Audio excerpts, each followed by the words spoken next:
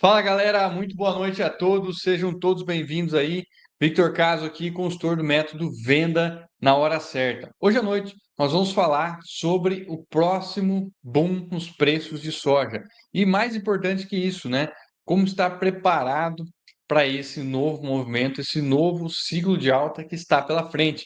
Muita gente deixou isso passar lá atrás e agora é uma nova oportunidade, então fiquem atentos, fiquem até o final aí. Compartilhe essa live. Se você não se inscreveu no canal ainda, se inscreva e não deixe de participar. Manda aí para mim de onde você é, onde você mora e quantos por cento você já tem comercializado nessa safra. Eu quero saber quantos por cento você já vendeu, quantos sacas por hectare. Manda aí no chat também. Vamos dar aí uns minutinhos, uns segundinhos aí para o pessoal ir entrando. Enquanto isso, compartilhe a live com algum outro amigo, produtor aí, que ficou chupando o dedo da última vez que a soja subiu, acabou perdendo muito quando a soja caiu. Para nós, aqui, né, nessa live, nosso objetivo de hoje é como você vender na hora certa, com segurança e lucro, independente do lado que o mercado está indo. Mas se ele está subindo, a gente ganha com ele na alta, e se ele está caindo, a gente ganha com ele na baixa, também se protegendo dessas oscilações. Então vamos lá, deixa o pessoal entrar aí mais alguns segundos, compartilhe essa live também, tá? Pessoal, quais oportunidades a gente tem pela frente? Por que eu estou falando de boom na soja? Então você vai ver que talvez eu seja um dos primeiros aí que está trazendo esse tema talvez com um pouco mais de coragem ou de ênfase do que os demais consultores e analistas de mercado. Mas se você for olhar outras commodities e for olhar os fundamentos dela, a gente tem que o boi já disparou de preço, o café já disparou de preço, milho no Brasil já disparou de preço e várias outras commodities também indo nessa toada, suco de laranja também e outros. E o que tem puxado tudo isso, né? De maneira muito simplista, o que tem puxado esses preços para cima é o dólar. O dólar é mais alto, a gente tem um real que vale menos e isso favorece a exportação. Fica barato para o gringo comprar aqui, o gringo, o chinês, seja lá quem queira comprar os nossos produtos ficam mais baratos para eles e com isso a exportação ganha força e fica mais caro, claro, no mercado interno. Mas não só isso, a gente tem também fatores climáticos, fatores de oferta e demanda. No caso do milho, né, a gente já vai falar da soja, mas no caso do milho, a gente vê ano após ano um aumento de consumo das indústrias de etanol, consumindo muito milho, e com isso, né, a gente vê que está faltando milho. Quebra de safrinha do ano passado, está faltando milho. Café, a gente teve geada, né, seca e tudo isso atrapalhando o mercado de café. Mercado de pecuária, o gado, o preço subiu, o pessoal foi lá e matou as vacas, matou os bezerros, matou os touros, matou todo mundo, e agora não tem reposição, não tem estoque para fazer isso. O preço estava bom, o pessoal confinou o gado e reduziu a matriz, a quantidade de matrizes, e com isso está faltando gado, e é um efeito sazonal. E quando a gente olha para a soja, quais são os fundamentos? Por que então esse é o mercado que talvez ainda está mais tardio esse movimento, mas é o próximo mercado que vai dar esse passo no mercado? Bem, antes de entender isso, quero contar uma história para vocês aí que ilustra bem esse cenário que a gente está falando de oportunidade e também de aproveitar essas oportunidades, né? E o que está acontecendo no mercado de soja agora, quem está mais tempo no mercado, já viu, já entende, já viu esses movimentos, tanto ciclos de alta quanto ciclos de baixa. E outro dia eu estava conversando com um cliente aqui no Mato Grosso, que já planta soja há bastante tempo, mas que estava questionando que o mercado é manipulado, que essas oscilações, por exemplo, agora o preço caindo, os compradores jogando lá embaixo, sem vontade de comprar, que tem muita informação, que acaba vendo muita coisa, mas não sabe como digerir aquelas informações, e aí cada dia você tem uma política do governo, então o Carlos estava trazendo esses pontos todos aí, cada dia o governo parece que joga contra com corte de custeio, taxa de exportação, tudo aquilo que a gente sabe que não funciona para conter a inflação, por exemplo, aqui no Brasil, e que acaba trazendo mais inflação na prática, né? Então, a gente conversando com ele, ele está bem desanimadão com isso, mas o que a gente vinha, né, fazendo e o que tem ajudado ele bastante é ter, de fato, um acompanhamento para navegar nesse caos que é o mercado com estratégia, com fundamento, indiferente de que lado que vai estar indo o mercado, e não deixar de tomar uma decisão, ou as vendas, né, como ele vinha fazendo, por exemplo, com base no achismo, com base numa manchete, ou então na última hora, né, esperando o melhor preço até chegar na última hora e ter que pagar o custeio ou ter que entregar, fixar soja, fixar prêmio. Então, a ideia nossa aqui, durante a live vocês vão ver também, né? Todas as lives, sempre quarta-feira, às 20 horas de Brasília, a gente está fazendo uma aula aqui gratuita e extremamente de alta qualidade para vocês aqui no YouTube. Você vai ver que a ideia nossa é trabalhar com estratégia, é o que a gente já vem fazendo com os clientes e quer também aqui trazer para vocês de uma maneira didática, tá? Depois de passar e entrar no acompanhamento, o Carlos começou a entender um pouco mais esses fundamentos, entender momento para vender soja e, claro, estratégia não só ficando naquele achismo ou esperando o preço perfeito. E com isso a gente tem conseguido, nos últimos anos, aí no último ano principalmente, ter preços acima da média de mercado com decisão, com ferramenta de participação de alta, olhando relação de troca e de fato tomando decisão olhando para dentro da fazenda. O que está acontecendo dentro da fazenda? Qual que é o meu custo que eu tenho que ter? Qual que é o mercado está dando essa condição? Tá, não tá, então vou esperar mais um pouco. Tá na hora de segurar a soja? Não tá? Então, essas informações, a gente vai olhar o mercado, vai falar, tem um movimento bacana aqui para acontecer pela frente, mas eu tenho conta para pagar. Então, como que eu aproveito esse movimento e ainda assim pago as contas? Então, algumas estratégias você consegue conciliar as duas coisas ao mesmo tempo. Não é só sentar em cima da soja e segurar e torcer para que dê certo e que tudo suba. A gente tem que entender que o mercado ele vai muito além do que pegar lá R$ 1 por saco no WhatsApp e fechar o negócio. O mercado ele é muito maior do que tudo isso. Agora, quando você imagina, né, o que poderia ter feito no seu negócio se você tivesse surfado os 2 anos, 3 anos de alta lá antes da pandemia. E outra história também, mas é a história de muita gente, né? Não tem um cara específico para eu citar, mas muitos produtores vinham fazendo um arrozinho com feijão bem feito, travando custo, fazendo vendas parciais, mas depois da pandemia que os preços dispararam, eles pegaram trauma, né? Talvez você tenha isso aí também, traumatizou. Vendeu a soja 70, foi a 120, vendeu a 120, foi a 180. Então, todo mundo falou assim: eu não vendo mais soja antecipado, não vendo futuro, não faço mais contrato, que eu vendo sobe, eu vendo sobe. No mercado financeiro, a gente chama isso do canto da sereia. Tem alguém aqui que se identifica com isso aí, ou que já fez isso aí nos últimos anos? Então, o pessoal entrou no tal do canto da sereia. O que é isso? O mercado sempre sobe, vai dar tudo certo para sempre. Só que tem um limite. A gente sabe que não sobe as coisas para sempre, né? É igual a pipa do vovô, né? Chega uma hora que não sobe mais. E aí a gente entra num ciclo de baixa, que foi o que a gente viveu nos últimos 2, talvez 3 anos aí, de queda violenta de preços. E aí também traumatizou o pessoal, porque não vinham fazendo contrato, um ano apostou, deu errado, o segundo ano apostou, deu errado. Então toda aquela margem que você tinha ganhado nos últimos anos foram devolvidas para o mercado e esse ano agora é um ano muito decisivo. Ou o pessoal acerta na comercialização ou quebra de vez. Pelo menos a maioria dos produtores que eu tenho conversado, alguns clientes, está muito na corda bamba. Aquele caixa que tinha acabou, ou então está pior ainda que fez parcela de máquina, investimento, e agora o preço da soja não cobre essas parcelas que foram feitas lá nos anos de alta de soja. Então, esse é um cenário que está muito claro, evidente para todo mundo.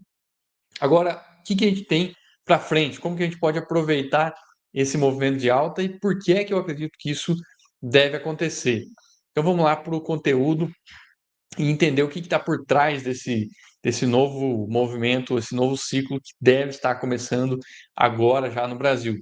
A gente precisa lembrar os fatores de formação do preço do grão. Então a gente tem Chicago, a gente tem prêmios aqui no Brasil, custos e também tem o dólar, que é global. Quando a gente olha para Chicago, que é o principal formador de preço do grão, ele pesa aí 60%, 70% do preço, dependendo do momento de mercado.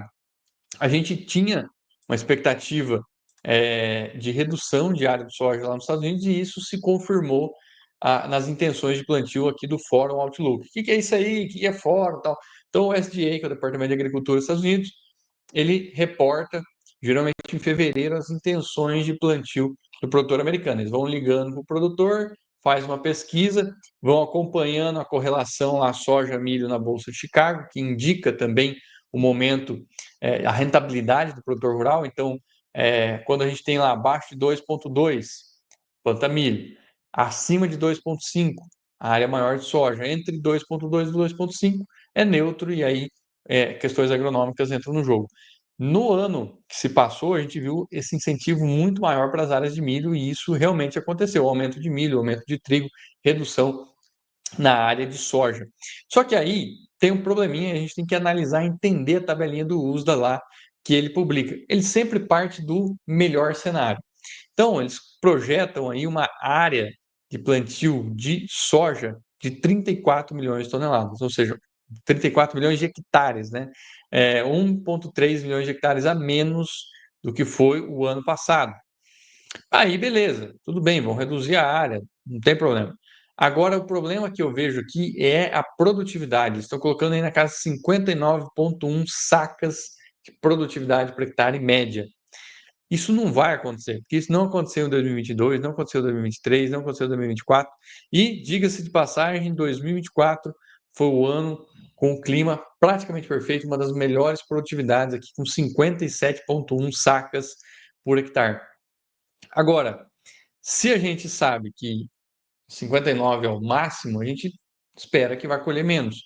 Vai colher menos quanto? Se a gente adaptar essa área aqui de 34 milhões de hectares, isso aconteceu lá na safra 23, 24. Com a produtividade aí que a gente teve também na safra 23, 24, próximo dos 57 sacas, daria 113 milhões, ou seja, é, praticamente, praticamente aí, se a gente for fazer aqui em relação ao que o USDA projeta, a gente está falando de 6 milhões de toneladas de soja a menos do quadro inicial. Tá, o que você quer dizer com isso? A área vai ser menor e a produtividade que eles estão jogando lá não vai ser a que eles estão jogando lá. Por quê? Chove demais, chove de menos, calor demais, calor de menos. A gente sabe que, qual é a sua expectativa, qual é o seu potencial produtivo? O potencial da soja no Brasil é 100 sacos por hectare.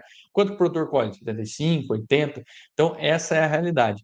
E como que a gente olha depois a relação estoque-uso, que é o dado mais importante da safra?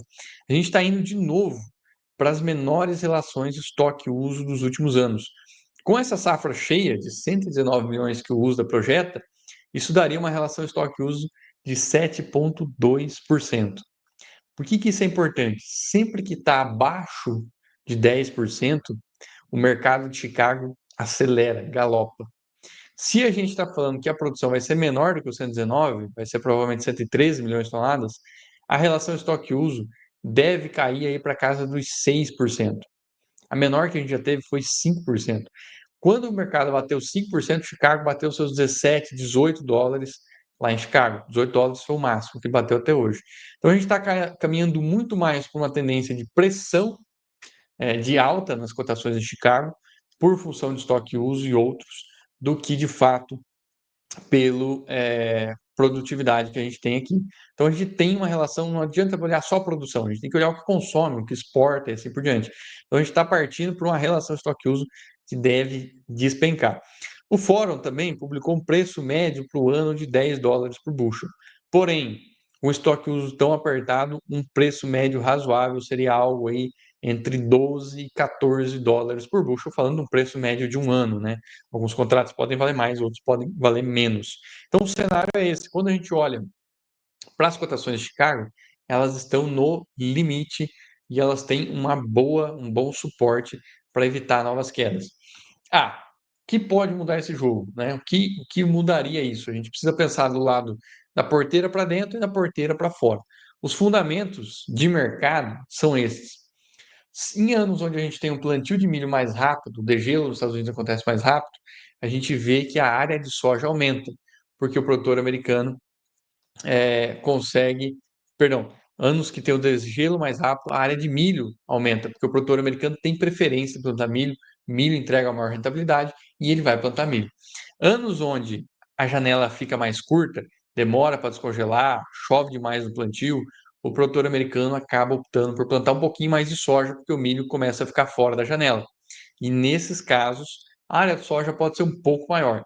Não resolve o problema, refresca, mas não resolve. Outro ponto, olhando porteira para fora, é a guerra comercial Trump e China, né? Estados Unidos e China. A gente está caminhando para uma segunda fase. As tarifas aí eram 10%, agora virou mais 10%, já está em 20%. E com isso, a soja, assim, a gente tem que entender como que a China vai retalhar. No ano anterior, eles aumentaram também a tributação e com isso a exportação de soja dos Estados Unidos caiu. E é bom entender isso que o quê? O produtor americano também está vendo isso. E ele sabe que se tiver essa guerra comercial de novo, que está acontecendo já, a soja dele perde muito valor. E por isso também o incentiva ele plantar milho, porque o milho americano ele é menos dependente das exportações para a China. Cerca de 80% da soja americana vai para a China. Então, anos onde a gente tem esses conflitos, as exportações caem lá nos Estados Unidos. Então, o contraponto aqui, o que pode diferenciar um pouco o jogo, é esse conflito com a China, caso ela resolva retalhar nas commodities em si. Agora, isso é bom para o Brasil. Então, por que, que o boom da soja está na nossa frente? Ou Chicago sobe porque a demanda lá está aquecida e a oferta está uma merda, ou então deu uma guerra comercial, a gente tem uma virada dos prêmios aqui para o Brasil. E isso também já está acontecendo. Desde antes da eleição americana, a China deu um perdão da tributação para importar soja até dia 10 de janeiro dos Estados Unidos, para comprar soja o mais rápido possível até dia 10 de janeiro lá nos Estados Unidos. Isso aconteceu. Passado esse momento, se a gente for ver aqui no Brasil, tinha a promessa de uma safra recorde, 170, 180, 200 milhões de toneladas, e a gente vê que o clima não contribuiu tanto. Então, a produção é grande, a safra tem muita soja ainda pela frente, deve ter seus 170 milhões de produção, porém o avariado que entra na conta é muito grande e é muito difícil de estimar quantos por cento o avariado vai ter. Mas a gente teve quebras significativas no Rio Grande do Sul, no Mato Grosso do Sul e também, se a gente for pegar no Mato Grosso e outras regiões, muita chuva na colheita, principalmente no mês de janeiro. E com isso, os prêmios não derreteram. Então, se você for pegar nos últimos anos, os prêmios de soja desabaram nesses meses de janeiro, fevereiro, março. Por enquanto, os prêmios estão positivos na colheita. Isso não é normal. Isso mostra também que a demanda continua aquecida no Brasil e um atraso na chegada da oferta. Não é que vai faltar soja, mas a soja está demorando para chegar no porto, na exportação, na fábrica, e quando chega, com a péssima qualidade. Então, com isso tudo, a gente tem um suporte muito grande nos prêmios aqui no Brasil. Se lá nos Estados Unidos a gente tiver, de fato, essa guerra comercial, é benéfico para o Brasil. Eu lembro quando eu era comprador de soja, nessa época de conflito entre os Estados Unidos e China, a gente chegou a pagar prêmio até de 300 centavos acima de Chicago. Eu lembro que eu comprei soja $3 por bushel acima do que valia as cotações lá em Chicago. Então, de um lado ou do outro, a gente pode dizer que Chicago ele tem dificuldade em cair com essa relação estoque-uso baixa. E ela pode subir muito ainda caso a gente tenha algum probleminha na safra americana e sempre tem esse mercado climático que traz muita oportunidade pela frente. Se tiver um conflito comercial, Chicago cai, mas talvez não deva cair tanto como nos anos anteriores, na primeira fase dessa guerra, e a demanda vem para o Brasil e a soja favorece também. Outro ponto, pessoal, então a gente tratou aí Chicago e prêmio, dois fatores muito importantes, olhando oferta e demanda global. E aqui a ideia para trazer para vocês é uma informação de qualidade sem viés de alta, de baixa, de política. Acho que a grande dificuldade no dia a dia, a gente tem informação. Agora, como que a gente aplica essa informação na prática, no dia a dia? Então, você tem a oportunidade de estar fazendo aí participações de alta em Chicago, ou então, em alguns casos, se você tem caixa e tem condição de esperar para estar fazendo comercialização é, fora do olho do furacão. Então, vamos falar assim, passando os meses aí de abril, maio, você com certeza vai ter prêmios melhores e tende a ter um Chicago melhor também lá na frente por causa do mercado climático americano. Sobe, desce, isso dá oportunidade a todo momento. Safra 25-26, excelente oportunidade para estar fazendo participações de alta. Então, já fazer barter, já fazer relação de troca, já travar custo, mais colocar uma participação de alta, porque o mercado tem chances ainda de subir bastante nas cotações que hoje estão ali na casa dos seus $10, $10,50 para a safra 26, eles podem bater seus 12, seus $14. Então, mais uma oportunidade para vocês.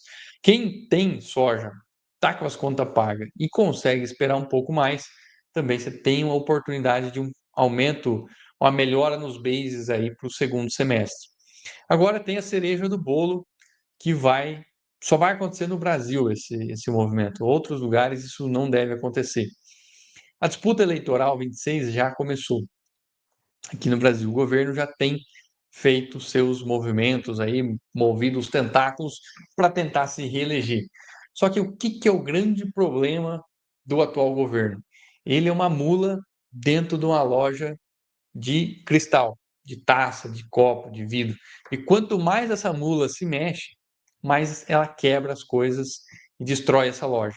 Então a gente está vendo que boa parte dessa inflação do governo se deve aos gastos públicos desenfreadamente e a inflação também pelo estímulo, o dinheiro na mão das pessoas que gastam mais, isso aumenta a inflação. Quando aumenta a inflação, fazendo uma aulinha aqui, uma parte mais teórica, o Banco Central aumenta juro para reduzir a atividade econômica e reduzir a inflação. Só que quando ele aumenta juro, ele aumenta a dívida pública e isso põe o Brasil como um cara que de repente não paga mais as suas contas porque o próprio juro dele está muito alto. Ele está prometendo que vai pagar muito, mas você sabe que uma hora ou outra ele vai se endividar tanto que não consegue pagar a conta. Então a gente está nesse cenário e a solução é tão simples quanto prática: cortar gastos, reduzir a quantidade de benesses do governo, estímulo na mão das pessoas. Agora, qual que é o problema? Ano eleitoral e já começou liberação de FGTS, bolsa para estudante, farmácia de graça.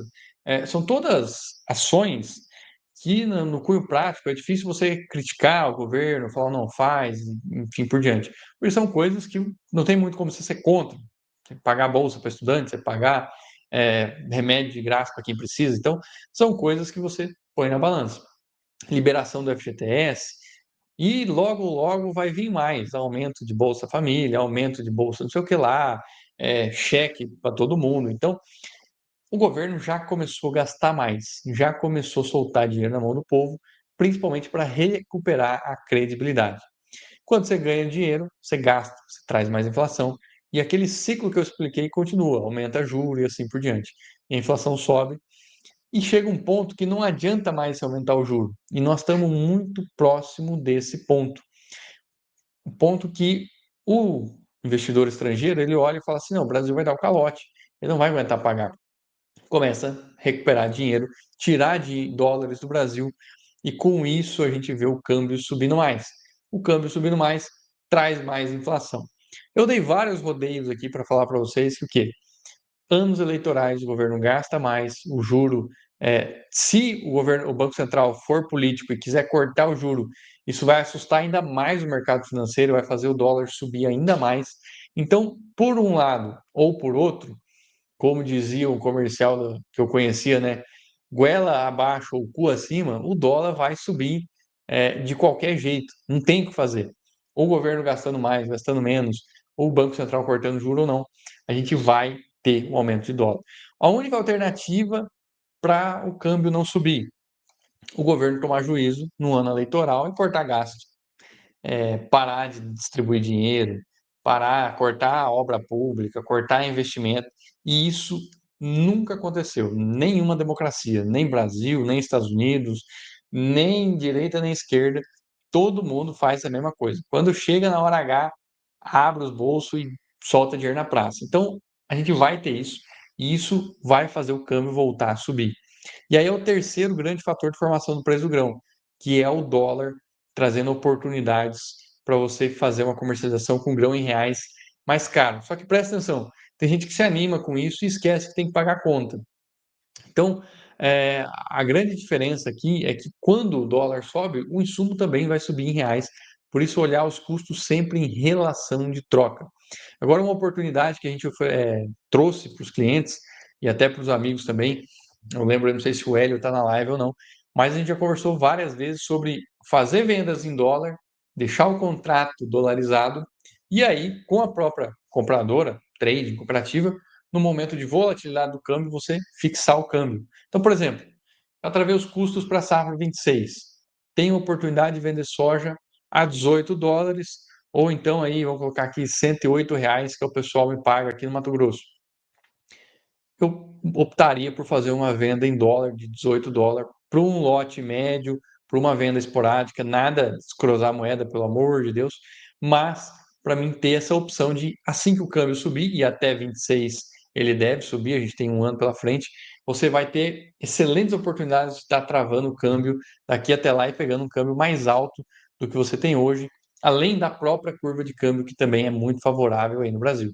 Então aqui eu dei para vocês pelo menos uma estratégia para cada cenário que a gente tem, e com certeza a gente tem uma grande tendência de ter dois ou três fatores de formação do preço do grão subindo ao mesmo tempo. Dólar Chicago, dólar prêmio e Chicago podem subir todos ao mesmo tempo. Alguns produtores que tenham dentro do nosso programa de acompanhamento têm a oportunidade ainda de trabalhar com contrato aberto. Então a gente faz o acompanhamento, faz orientação para você travar Chicago no momento, travar prêmio em outro momento, travar dólar em outro momento, travar os custos em outro momento.